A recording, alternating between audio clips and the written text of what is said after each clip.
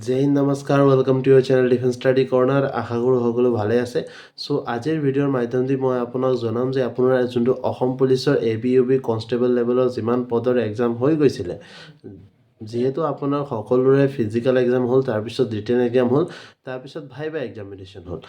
সেই তিনিটা পৰ্যায় পাছ কৰাৰ পিছত এতিয়া আপোনাৰ ফাইনেল মেৰিট লিষ্ট আহিব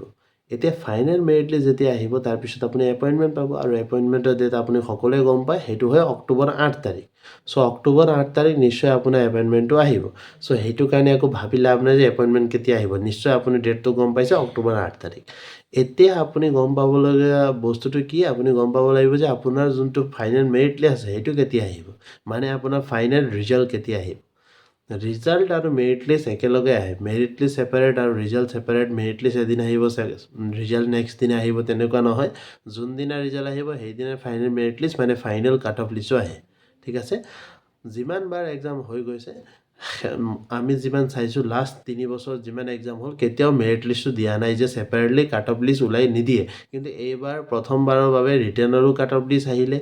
ফিজিকেলৰো কাট অফ লিষ্ট আহিলে আৰু বহুত সংখ্যক চান্সেছ আছে আপোনাৰ যেতিয়া ভাইভা হৈ গৈছে তাৰপিছত আপোনাৰ যে ফাইনেল মেৰিট লিষ্ট আহিব তাৰো আপুনি কাট অফ লিষ্ট এটা পাব মানে ৰিজাল্টৰ ফাইনেল ৰিজাল্ট যোনটো থাকিব তাৰ কাট অফ লিষ্টো এটা পাব সেইটো বহুত ভাল কথা বিকজ সকলোৱে জানিব বিচাৰে যে সিহঁতে নম্বৰ কিমান পাইছে আৰু কিমানৰ পৰা মানুহ মাতিছে মানে কিমানৰ পৰা চিলেকশ্যন হৈছে হয়নে চ' এইটো বহুত ভাল কথা চ' এইবাৰ বহুত সংখ্যক চান্সেছ আছে ABUB APRO কনষ্টেবল লেভেলৰ যিমান পদ আছে প্ৰত্যেক পদৰ কাৰণে লাগিলে সেইটো AB হওক ABৰ ছেপাৰেট কাট অফ আহিব UBৰ ছেপাৰেট কাট অফ আহিব APRO ছেপাৰেট কাট অফ আহিব আৰু সেইখিনি কাট অফ চোৱাৰ পিছত আপুনি গম পাব যে কোনটো পষ্টৰ কাৰণে কিমান কাট অফ গৈছে কিমান নম্বৰৰ পৰা কেণ্ডিডেট মাতিছে ফাইনেল ৰিজাল্ট কিমান নম্বৰৰ পৰা পাব্লিছ কৰা হৈছে আৰু লগতে আপুনি কিমান নম্বৰ পাইছে এতিয়া বহুত সংখ্যক চান্সেছ আছে আপোনাৰ যোনটো ৰিজাল্ট আছে ঠিক আছে বহুত শতাংশ চান্সেছ আছে সংখ্যক নকওঁ শতাংশ চান্সেছ আছে আপোনাৰ বিকজ আপোনাৰ যোনটো ৰিজাল্ট আছে ফাইনেল ৰিজাল্ট সেইটো জুন মাহৰ লাষ্টত ধৰক জুন মাহৰ লাষ্টত নহ'লেও জুলাই মাহৰ ছেকেণ্ড বা থাৰ্ড সপ্তাহৰ ভিতৰতে জুলাই মাহৰ ছেকেণ্ড বা থাৰ্ড সপ্তাহৰ ভিতৰতে আপুনি ফাইনেল ৰিজাল্টটো পাই যাব সেইটো বহুতেই বেছি চান্সেছ আছে ঠিক আছে জুনৰ লাষ্ট আৰু জুলাই মাহৰ ছেকেণ্ড নহ'লে থাৰ্ড সপ্তাহৰ ভিতৰতে আপুনি ফাইনেল ৰিজাল্ট পাই যাব আপুনি গম পাই যাব যে আপুনি যোনটো পষ্টৰ কাৰণে ইমান কষ্ট কৰিলে ফিজিকেল এক্সাম দিলে ৰিটেন এক্সাম দিলে ভাইভা দিলে বহুত সংখ্যক পষ্টৰ কাৰণে আকৌ প্ৰেক্টিকেল টেষ্ট আৰু আপোনাৰ যোনটো ট্ৰেড টেষ্ট আছে সেইটো হ'বলগীয়া আছে চ' সেইবিলাক সকলো পৰ্যায় শেষ কৰাৰ পিছত আপুনি যোনটো পষ্টৰ কাৰণে ইমান কষ্ট কৰিলে ইমান প্ৰিপেৰেশ্যন কৰি পেলাই নিজৰ ফালৰ পৰা ইমান হাৰ্ডৱৰ্ক কৰি পেলাই যোনটো কষ্ট কৰি পেলাই আপুনি ফিজিকেল ৰিটেন ভাইভা পাছ হৈছে সেই কষ্টৰ ফল আপুনি কি হিচাপত আপুনি পাছ হ'বনে ফেইল হ'ব সেইটো একজেক্টলি আপুনি গম পাব জুলাই মাহৰ ছেকেণ্ড নহ'লে থাৰ্ড সপ্তাহ ঠিক আছে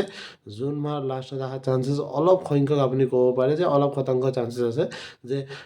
20 to 30% চান্সেছ আছে জুন মাহৰ লাষ্ট সপ্তাহত আপোনাৰ ৰিজাল্ট আহিব পাৰে কিন্তু জুলাই মাহৰ ছেকেণ্ড আৰু থাৰ্ড সপ্তাহত ৰিজাল্ট অহা চান্সেছটো 90% আপুনি ক'ব পাৰে চ' সেইকাৰণে আপুনি এতিয়া টেনশ্যন নকৰাকৈ থাকক যে আপোনাৰ ৰিজাল্টটো কেতিয়া আহিব জুলাই মাহৰ ছেকেণ্ড নহ'লে থাৰ্ড সপ্তাহত আপুনি নিজৰ ৰিজাল্টটো পাব আৰু যোনটো আপোনাৰ কষ্ট আছিলে সেইটো কষ্টৰ ফলটো আপুনি নিশ্চয় পাব আৰু একো এতিয়া ভয় কৰি লাভ নাই আপোনাৰ ফালৰ পৰা আপুনি 100% দিছে আপোনাৰ ফালৰ পৰা আপুনি যিমান পাৰে সিমান কষ্ট কৰিলে চ' এতিয়া ৰিজাল্ট আহিব ভাল বা বেয়া সেইটো ডিপেণ্ড কৰিব যে ৰিজাল্ট কাট অফ কিমানৰ পৰা মাতিব কিন্তু এইটো ভাবি লাভ নাই যে আপুনি এতিয়া আপোনাৰ মন বেয়া কৰি ঘৰত বহি আছে কান্দি কান্দি বহি আছে যে মোৰ ৰিজাল্ট আহিবনে নাই মোৰ ভাইভাটো ফেইল হৈ গ'ল বা ভাইভাটো বেয়া হৈ গ'ল চ' ভাইভাত মই ফেইল কৰিম নেকি চ' আকৌ এবাৰ সকলোকে কৈ দিব বিচাৰোঁ ভাইভাত কোনো ফেইল নহয় চ' টেনশ্যন লৈ লাভ নাই আপুনি যদি কষ্ট কৰিছে আপুনি যোনটো কষ্ট ফল আপুনি পাবলগীয়া আছে নিশ্চয় পাব ঠিক আছে চ' একদম টেনশ্যন নকৰিব এতিয়া আৰু আপোনাৰ ৰিজাল্টটো জুলাই মাহৰ ছেকেণ্ড নহ'লে থাৰ্ড সপ্তাহ নিশ্চয় আহিব বহুত সংখ্যক চান্স আছে 90% চান্স মই ক'ব পাৰোঁ যে আপোনাৰ ৰিজাল্ট আহিব চ' এতিয়া আপোনাৰ হাতত দুমাহ আছে আৰামত ঘৰত থাকক নিজৰ লাইফ এনজয় কৰক মা দেউতাৰ লগত টাইম স্পেণ্ড কৰক বন্ধুৰ লগত টাইম স্পেণ্ড কৰক জেগা ঘূৰক ফুৰক বিকজ যেতিয়া আপোনাৰ ৰিজাল্ট আহি যাব তাৰপিছত বহুত জলদি আপুনি এপইণ্টমেণ্ট পাব এপইণ্টমেণ্টৰ পিছত আপুনি ট্ৰেইনিং যাব লাগিব আৰু যেতিয়া আপুনি ট্ৰেইনিং যাব যেতিয়া আপুনি ট্ৰেইনিং যাব সেইটো সময়ৰ পৰা আপোনাৰ জবটো জইনিং ষ্টাৰ্ট হৈ গ'ল আৰু যেতিয়া জব জইনিং হৈ যাব তাৰপিছত আপুনি সময় নাপাব ঠিক আছে চ' এইটোৱে ভাল সময় নিশ্চয়